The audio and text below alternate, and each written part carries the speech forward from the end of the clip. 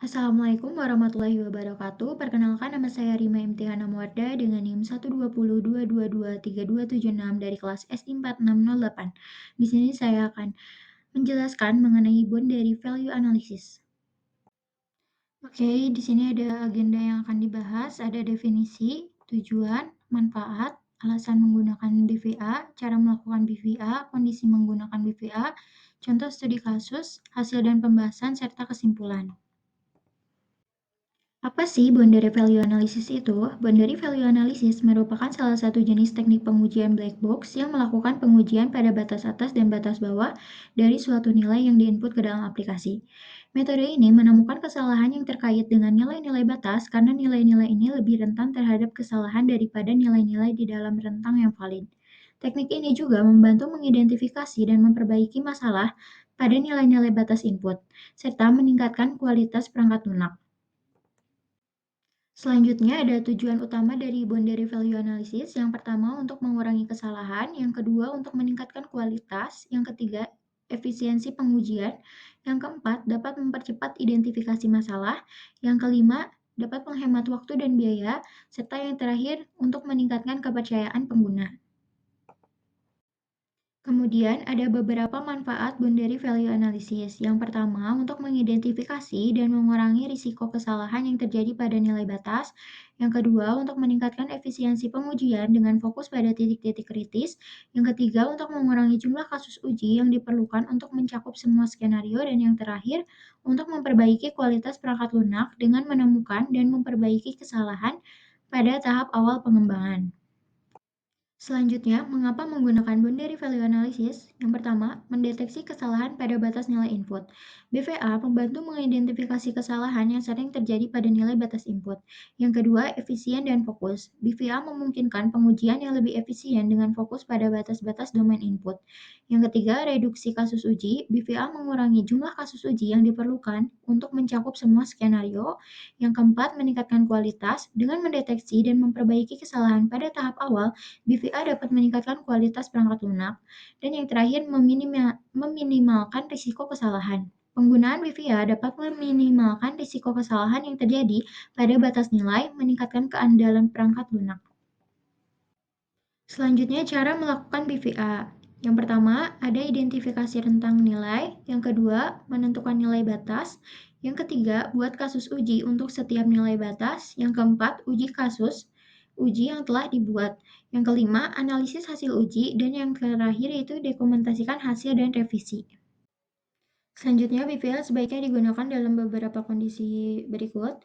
Yang pertama, rentang nilai input yang luas. Saat rentang nilai input sangat luas, pengujian seluruh nilai mungkin tidak efisien. BVA membantu mengidentifikasi nilai batas yang paling mungkin menyebabkan kesalahan. Yang kedua, kesalahan biasanya terjadi pada batas. Jika pengalaman atau data menunjukkan bahwa kesalahan sering terjadi pada batas nilai, menggunakan BVA dapat membantu mengurangi risiko kesalahan tersebut. Yang ketiga, efisiensi pengujian. BVA membantu mengurangi jumlah kasus uji yang diperlukan untuk mencakup seluruh skenario, sehingga menghemat waktu dan sumber daya. Selanjutnya yang keempat, ketersediaan waktu dan sumber daya terbatas. Saat waktu dan sumber daya terbatas, BVA dapat digunakan untuk fokus pada pengujian yang paling penting dan kritis. Dan yang terakhir, memperbaiki kualitas perangkat lunak. Dengan mengidentifikasi dan memperbaiki kesalahan pada batas nilai, BVA dapat meningkatkan kualitas keseluruhan perangkat lunak. Selanjutnya ada contoh studi kasus mengenai black box testing boundary value analysis pada aplikasi submission system. Institut Teknologi Telkom Purwokerto menggunakan website Sentip untuk informasi seminar dan call for papers.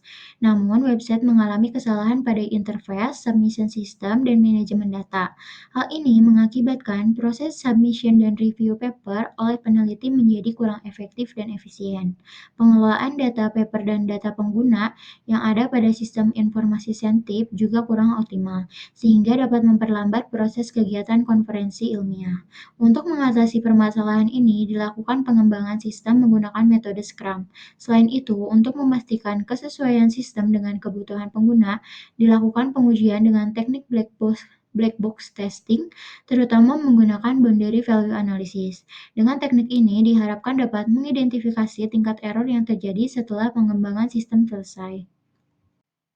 Selanjutnya, hasil dan pembahasan. Tabel 1 menunjukkan tabel basis data sebenarnya dari VLogin. Tabel 1 menjadi acuan untuk melakukan pengujian dengan batasan tipe data dan panjang tipe data dari masing-masing field yang harus dipenuhi. Aturan entry data A1 harus mencantumkan @email.com, aturan entry data A2 kata pada password minimal 4 huruf. Di sini pada tabel hasil uji aturan, terdapat satu yang tidak berhasil, sehingga tingkat kebenaran pada aksi ini yaitu 75%.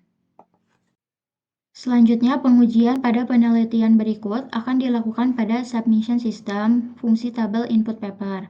Pada tahapan pengujian tabel paper memiliki beberapa field yang diuji seperti yang ditunjukkan pada tabel 4. Pada setiap field memiliki batasan-batasan tertentu dan sesuai dengan range yang telah ditentukan. Kemudian di sini ada 3 tabel hasil uji. Pada tabel hasil uji ID, semua berhasil sehingga tingkat kebenaran pada aksi ini yaitu 100%. Kemudian pada tabel hasil uji prepare with, ada satu yang tidak berhasil sehingga tingkat kebenaran pada aksi ini yaitu 75%. Dan yang terakhir yaitu tabel hasil uji title, semua berhasil sehingga tingkat kebenaran pada aksi ini yaitu 100%. Selanjutnya, dari hasil pengujian yang dilakukan, sesuai pada tabel 8, terdapat 4 kali uji coba contoh data.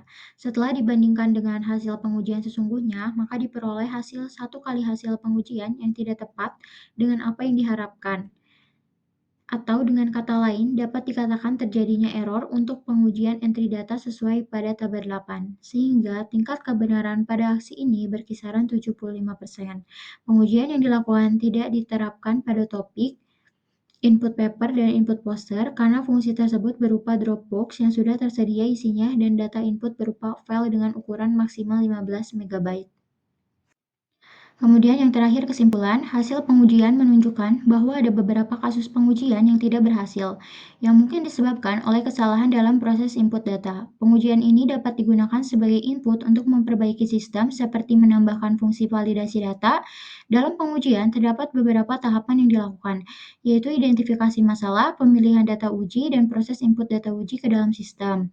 Pengujian dilakukan pada 2 field yaitu username dan password, dengan masing-masing field memiliki batasan tipe data dan panjang tipe data yang harus dipenuhi.